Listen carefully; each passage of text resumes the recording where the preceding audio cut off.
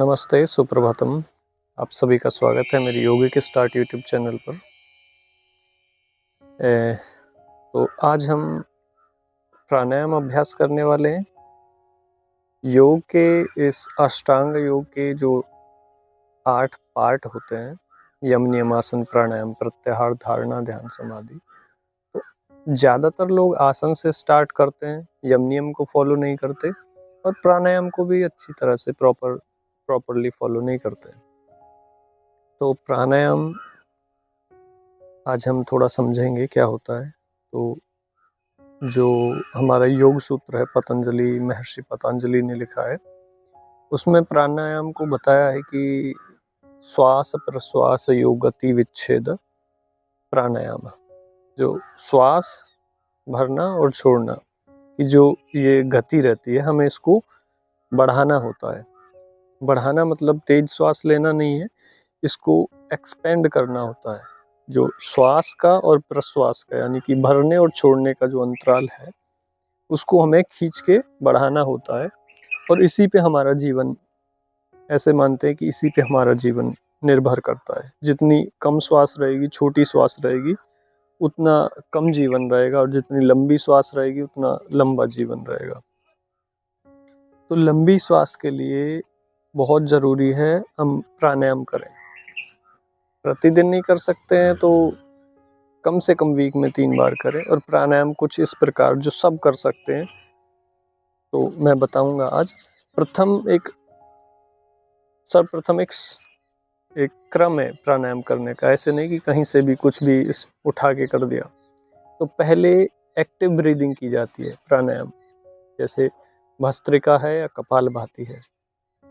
उसके बाद में नोस्ट्रल्स को कंट्रोल करते हैं, अपने चैनल्स को बैलेंस करते हैं। अनुलोम विलोम है, शीतली शीतकारी है, या सूर्य भेदी चंद्र भेदी, according to your type of body. किसी का कफ रहता है, किसी का पित्त रहता है, तो उसकी अकॉर्डिंग। और एंड में फिर जो मेडिटेशन की ओर हमें ले जाए प्राणायाम, जो मन को शांत करे, स्थिर करे। भ्रामरी है या हमारा अल्टरनेट नोस्ट्रल ब्रीदिंग, नाड़ी शोधन होता है, वो करते हैं। और लास्ट में कुछ समय के लिए फिर ध्यान में बैठते हैं। तो ये टॉपिक बहुत डिस्कस करने वाला है, डीप है। आइए हम स्टार्ट करते हैं भस्त्रिका से। तो भस्त्रिका लंग्स को एक्टिव करता है, पूरा ब्रीद इन करने के लिए उसको तैयार करता है, और पूरी तरह से ब्रीद आउट करने के लिए। तो एक तरह से वार्म अप है ये स्टार्टिंग में भस्त्रिका प्राणायाम।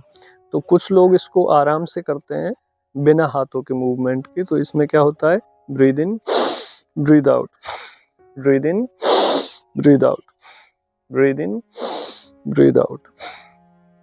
तो ये अधम प्रकार का भस्त्रिका है, मतलब सबसे लोअर कैटेगरी का।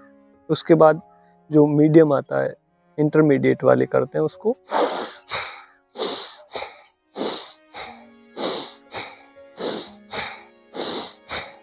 इस प्रकार से भरना है, छोड़ना है, भरना है, छोड़ना है, भरना है। और जो हाई कैटेगरी में आते हैं, वो हाथों का मूवमेंट इंक्लूड करते हैं इसमें।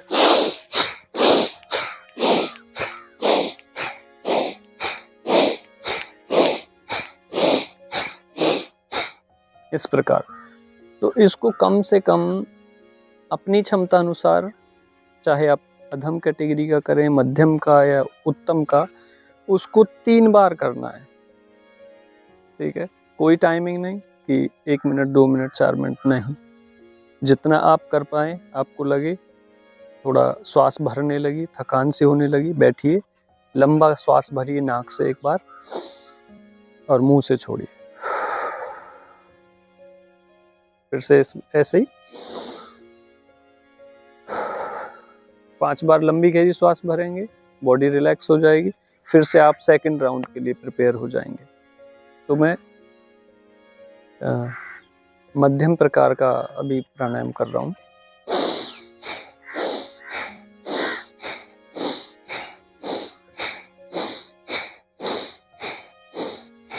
इस प्रकार अगर मैं कंटिन्यू करूँगा बहुत लंबा हो जाएगा वीडियो। इसी तरह सेकंड राउंड हुआ, फिर से 5 ब्रेथ इन करेंगे, नाक से लंबा श्वास भरिए और मुंह से छोड़िए।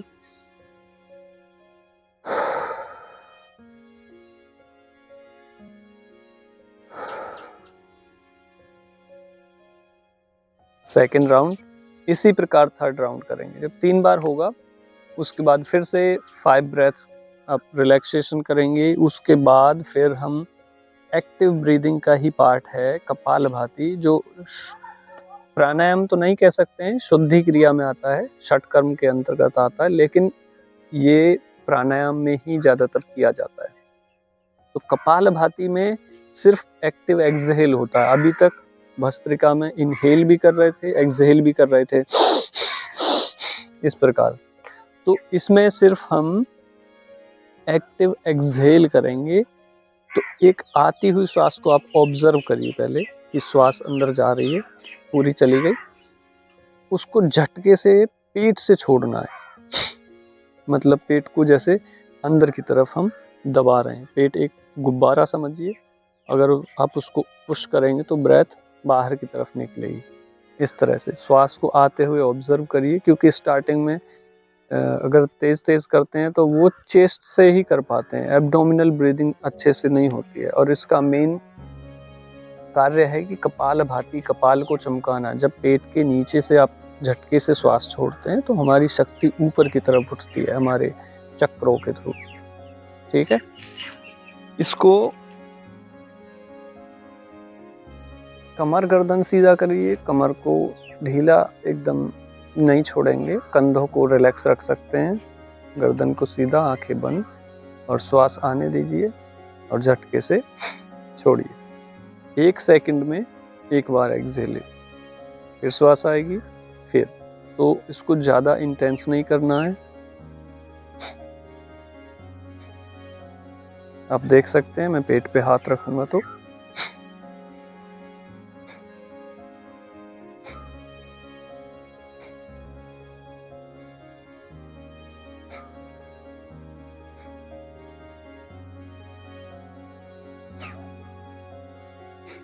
इसी तरह श्वास को छोड़ते रहिए, छोड़ते रहिए, छोड़ते रहिए।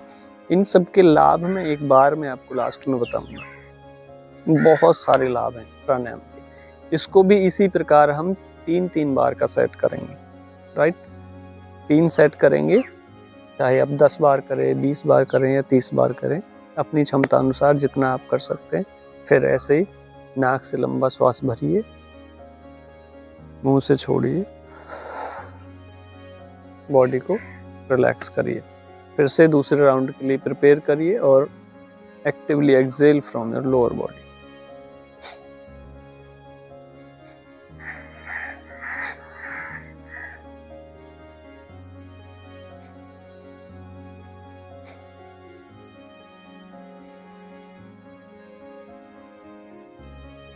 फिर से सेकंड राउंड के बाद फिर आप एक बार रिलैक्स करेंगे बॉडी को, नाक से श्वास भरेंगे, मुंह से छोड़ेंगे, मन शांत हो जाता है। प्राणायाम करने में बहुत आनंद आता है, क्योंकि प्राण का कनेक्शन सिर्फ बॉडी से नहीं है, माइंड से भी है, सोल से भी है। जब धीमा लंबा श्वास भरते हैं, छोड़ते हैं, ब्रेथ पे फोकस करते हैं, तो फालतू के थॉट्स दिमाग में चलते हैं, हलचल है, हार्मोनल इम्बैलेंस है, सब ठीक हो जाता है।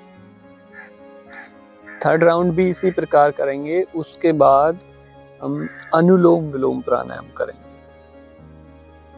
ठीक है, अनुलोम विलोम कैसे करते हैं? लेफ्ट नोस्ट्रल से बाईं नासिका से श्वास को धीरे धीरे धीरे धीरे लंबा श्वास भरेंगे और बाईं नासिका को बंद करते हुए दाईं नासिका से धीरे धीरे लंबा श्वास छोड़ेंगे। फिर दाईं नासिका से एक बार श्वास भरेंगे अंदर और बाईं से छोड़ेंगे।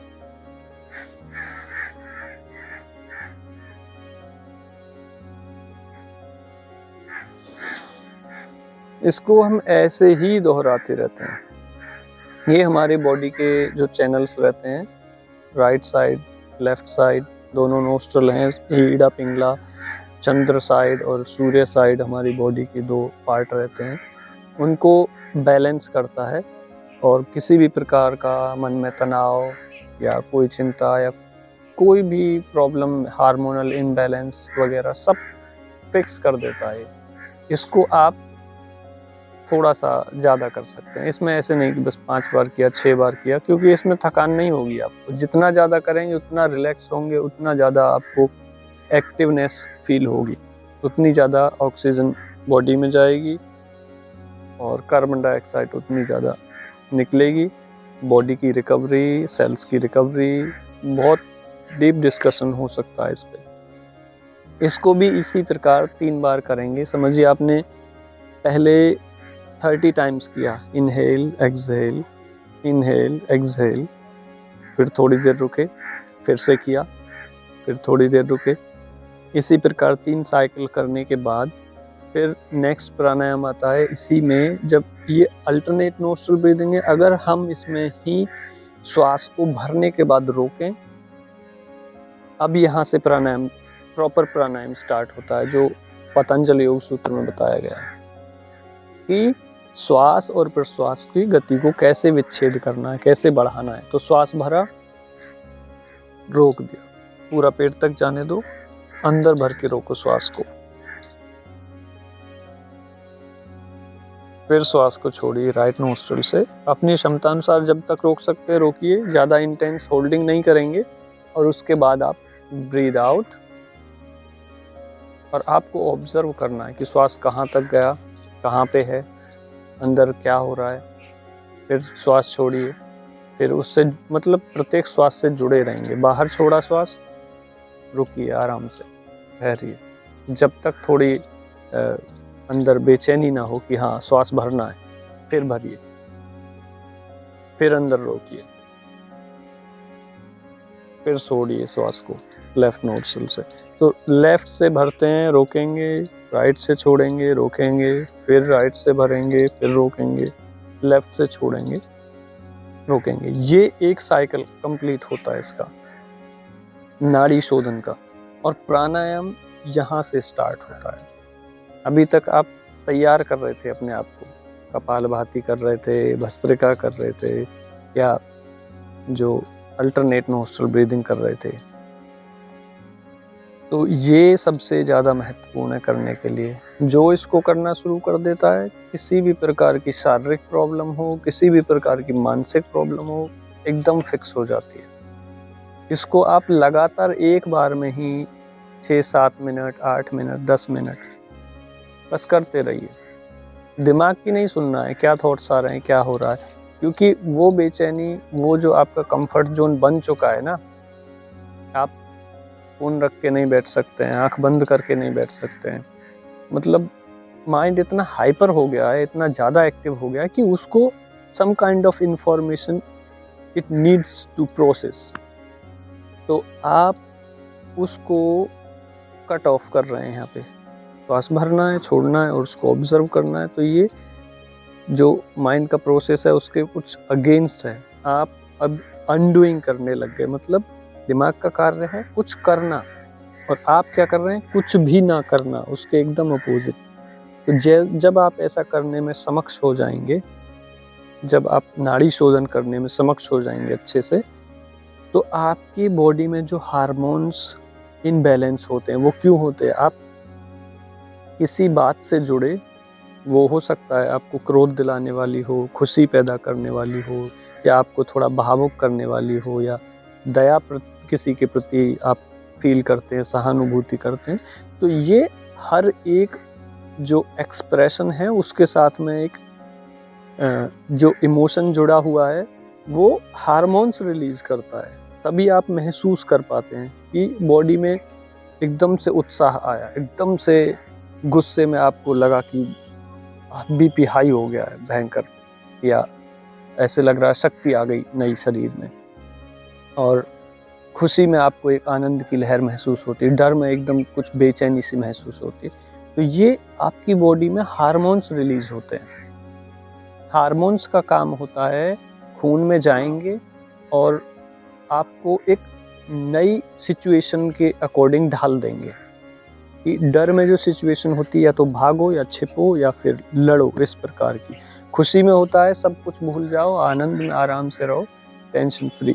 तो हर हार्मोन्स का एक कार्य है, और जिस प्रकार हम आजकल सोचने का पैटर्न बन गया है, तो हम सिर्फ एक माइंडसेट को पकड़ के चलते हैं। ज़्यादातर एक किसी प्रकार का हार्मोन्स बॉडी में रिलीज होता है और उसकी डेफिशिएंसी से या फिर उसकी ज़्यादा होने से बॉडी में रोग उत्पन्न होते हैं।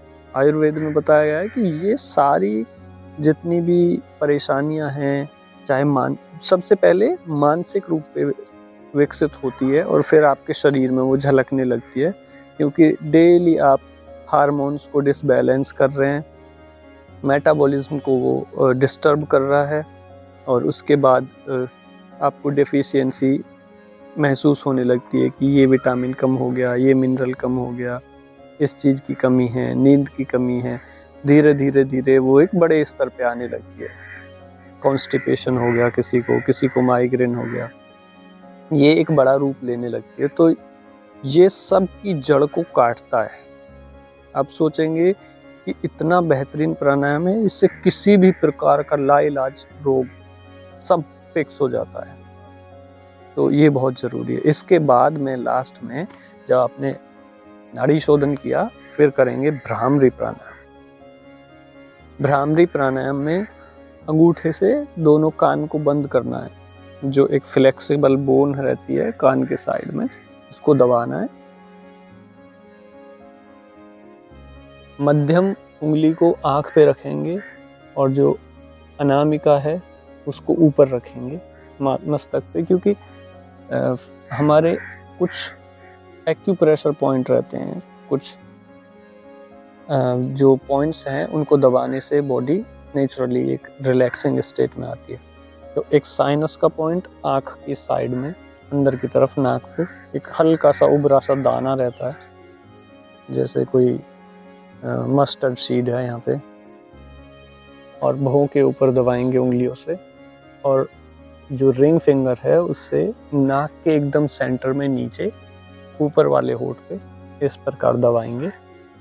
ठीक है, तो आप देखेंगे कि एक मुद्रा बनेगी, और जो छोटी उंगली है उससे लोअर लिप के नीचे जहाँ पे भी पहुंचेगी वहीं दबा के रखेंगे, कान बंद करेंगे। लंबी श्वास भर के हम हूँ जैसे भौंरा करता है ना, हम, इस प्रकार की आवाज निकालनी है, और पूरा उसको महसूस करना है ये आवाज कहाँ से आ रही है, और इसका वाइब्रेशन सारी बॉडी में फैल रहा है, ये आपको रिलैक्स कर रहा है।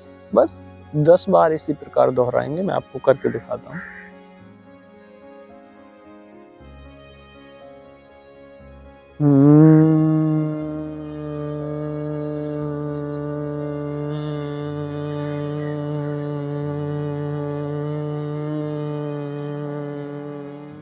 पूरा श्वास भरेंगे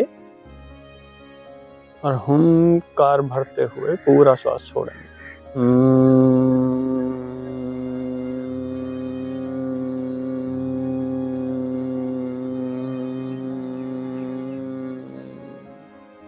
कम से कम 10 बार आपको इस प्रकार करना है।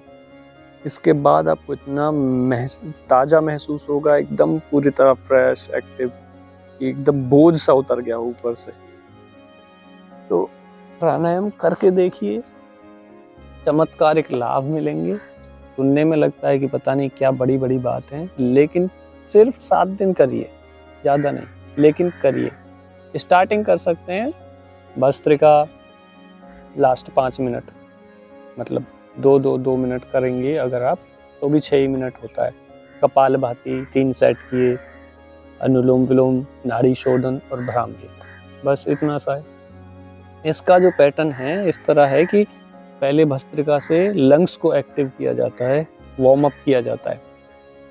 कपालभाति से जब वार्म अप हो गया, हार्ट बीट थोड़ी हाई हो गई, ब्लड सर्कुलेशन फास्ट हो गया बॉडी में, तो कपालभाति से एक्टिवली एक्सहेल करेंगे कि जो excess amount of carbon dioxide अपनी बॉडी में है वो एक्सहेल के थ्रू, एक्सहेल एक्टिवली ब्रीदिंग कर रहे हैं हम, एक्सहेल कर रहे हैं, तो वो बाहर जाएगी। फिर आपकी बॉडी तैयार होगी अनुलोम विलोम करने के लिए। अनुलोम विलोम से आप नई ऑक्सीजन बॉडी में भरेंगे, खुद को तैयार करेंगे नाड़ी शोधन प्राणायाम के लिए, जो श्वास प्रश्वास की गति को बढ़ाएगा। ये प्रॉपर प्राणायाम यहाँ से स्टार्ट होता है, जो आपके हार्मोनल इम्बैलेंस को फिक्स करेगा, जो आपकी ओवरऑल हेल्थ को डेवलप करेगा। तो जब कार्बन डाइऑक्साइड अमाउंट आपने डिक्रीज कर दिया और इनहेल एक्सहेल करके जो नाड़ी शोधन प्राणायाम के लिए तैयार किया आपने अनुलोम विलोम से खुद को, बॉडी में काफ़ी ऑक्सीजन है, आप श्वास भरेंगे और रोकेंगे, रोक के रखेंगे, श्वास छोड़ेंगे, इसी प्रकार रोकेंगे, तो आपके लेने और छोड़ने का जो समय है ये बढ़ता चला जाएगा। ये मेन कारण है आपके जीवन का लंबा करने का और छोटा करने का। कुत्ता है, बिल्ली है या पक्षी हैं, ये बहुत जल्दी जल्दी ब्रीदिंग करते हैं। इस तरह से इनका लाइफ साइकिल 15 साल, बिल्लियों का और कम या पक्षियों का और कम, इतना ही कम होता है। और अगर आप रेप्टाइल्स को देखें, मतलब टर्टल, कछुए को देखिए, सांप को देखिए, या और ड्रैगन लिजर्ड वगैरह होती हैं बड़ी बड़ी, जो ठंडे खून वाले प्राणी हैं, वो धीमी श्वास भरते हैं, हृदय गति बहुत धीमी रहती है और उनका लंबा जीवन रहता है। सर्प 100 साल आराम से जी सकता है, कछुआ 400 साल आराम से जी सकता है। इसी प्रकार जितनी धीमी श्वास, योगियों का यही काम है, जितनी धीमी श्वास भर सकते हैं, पूरा एक श्वास काउंट होगी ना। लिमिटेड श्वास बोलते हैं हमारे ग्रंथों में कि मेरी लिमिटेड श्वास है, सिर्फ मैं इतनी ही श्वास भरूंगा, चाहे जल्दी भरूं, धीमी धीमी छोटी श्वास भरूं, या फिर उसको बहुत बड़ा कर दूं मैं खींच के, वो एक ही श्वास काउंट की जाएगी। ठीक है, तो ये मेन चीज है समझने के लिए। सबसे मुख्य प्राणायाम है नाड़ी शोधन, उसके लिए हम प्रिपेयरिंग करते हैं और आगे फिर बढ़ते हैं इसी प्रकार। ठीक है, hope you like my video and thanks for watching. If you like my video, please like, subscribe, share. See you in next video. Namaste. धन्यवाद।